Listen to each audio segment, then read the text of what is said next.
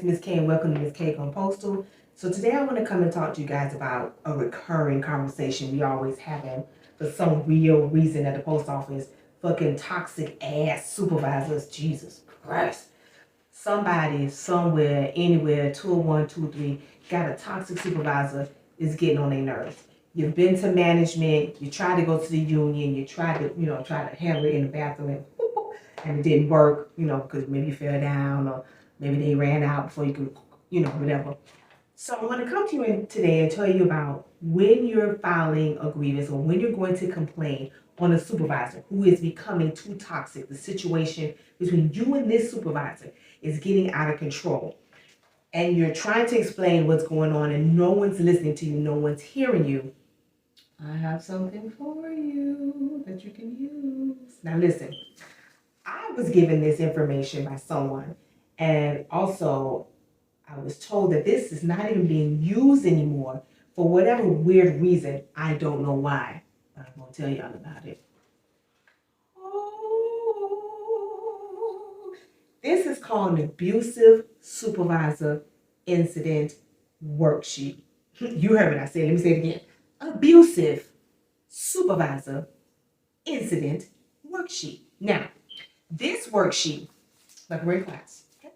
This worksheet you're supposed to fill out and document and give to your union representative if you're dealing with a supervisor who's becoming too toxic, you can't deal with the situation, if you have what they call a credible threat manager or supervisor in your location, this is supposed to go to them as well. Now, this form, for whatever reason, I never heard of it, I never seen it, and I've been, around for a minute, not that long, but for a minute, never heard of this form, never seen it, don't know what it's about.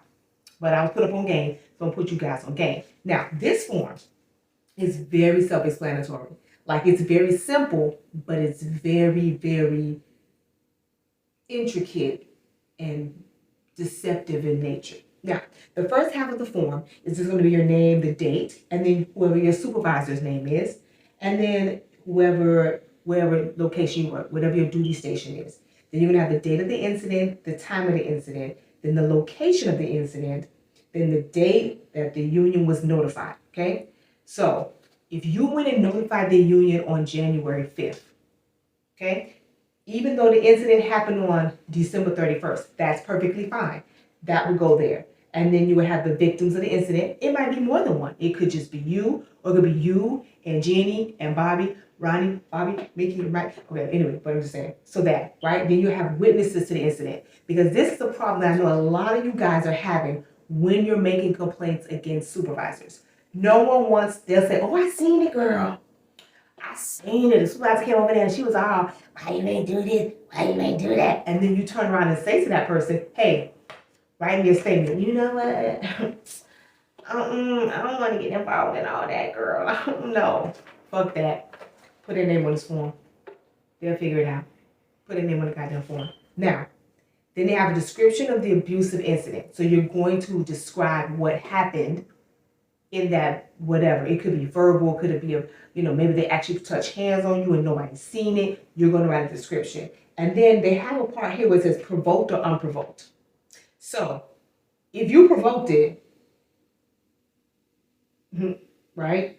Okay, so it's going to be unprovoked because I hope you're not going to provoke it and then write down there, yeah, I provoked it because they beat guy out of hand. No, please don't do that, okay? Make sure it's unprovoked. Then you're going to have here a question that says EEO previously filed, EEO for this event. Now, EEO previously filed can mean one of two things. Was an EEO filed on this particular supervisor that you had the situation with before, or did you file an EEO prior on this supervisor or maybe someone else? You can interpret it two ways, okay? I'm not going to tell you how to interpret it, but you can. Also, where it says EEO for this event, you're going to write if you filed one or not. If you did, then you can put the date. If you did not, just say no and keep it moving. Now, the best part of this damn form, y'all, is right here, where it says nature of abusive event. Check all that apply. It has like 12 different things on here, like overly demeaning, sarcastic remarks, threats of discipline or discharge, physical threats, physical contact, yelling, threats to take you off the clock, profanity, and they have the best part, which is other specifics.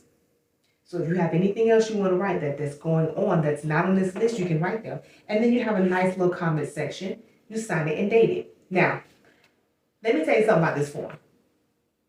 If you go to your union, they may or may not have this form because this form is not being used anymore, really anywhere. This form was found locked up way back in the file cabinet somewhere. So if I was you, I would go to either your union or maybe someone in management and ask them about an abusive supervisor incident worksheet. Or tell your union that they should make one.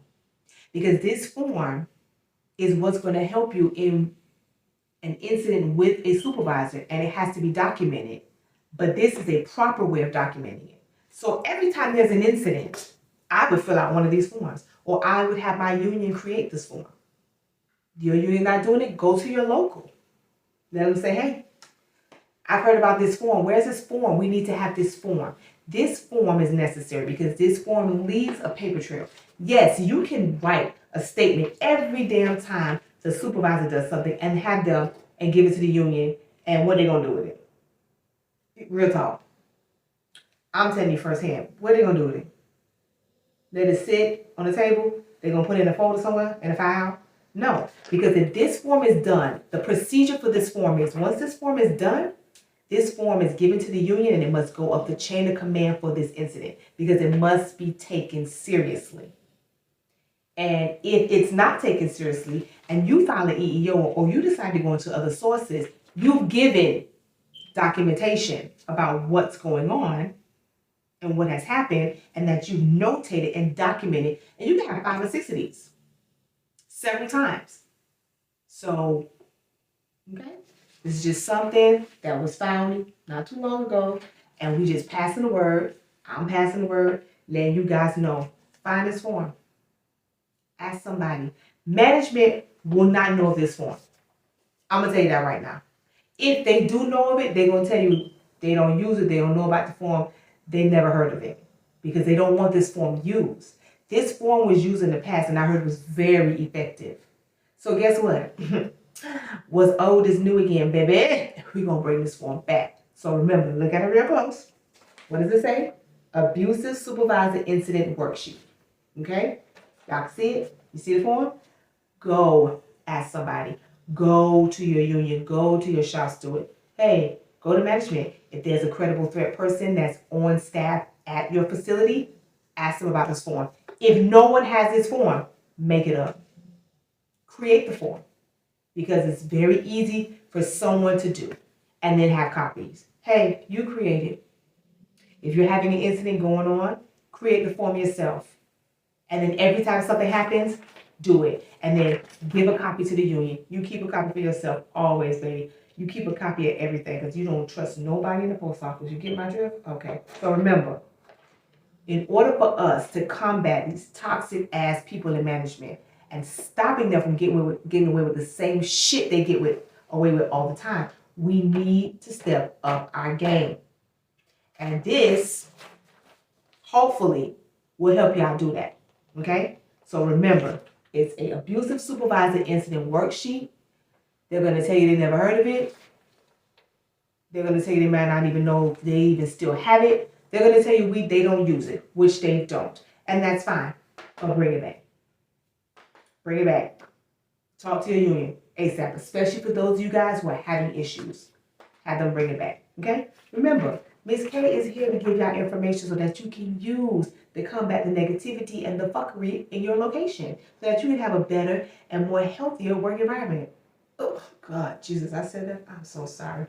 Whatever. But remember, this is what you need to do. Go speak to someone, let them know. This is for you guys. And if there's someone you know that is being harassed, there's things going on, they're afraid to come forward, they're afraid to speak, let them know so they can do this. And remember, if you're going to create a form or you're going to let the union know to create their form, this form needs to be filled out when there's something going on every single time. and it must go up the chain of command. Make sure that once the union gets it, they give it to management, they give it to your credible threat person, it goes up and up and up. If nothing happens, they can't say they weren't given any information, because they were. Okay? Remember that. So don't forget your abusive supervisor incident worksheet. Stay on top of these motherfucking supervisors and managers who got nasty attitudes and negative vibes, because we're not having toxic shit going on in 2023. And remember, babies, always, my Postal Freaks, I love y'all. Don't forget, check out me and JH's new channel, Shit Talking, okay? Because you know we have so much fun. Postal stuff, life stuff, whatever you want it to be.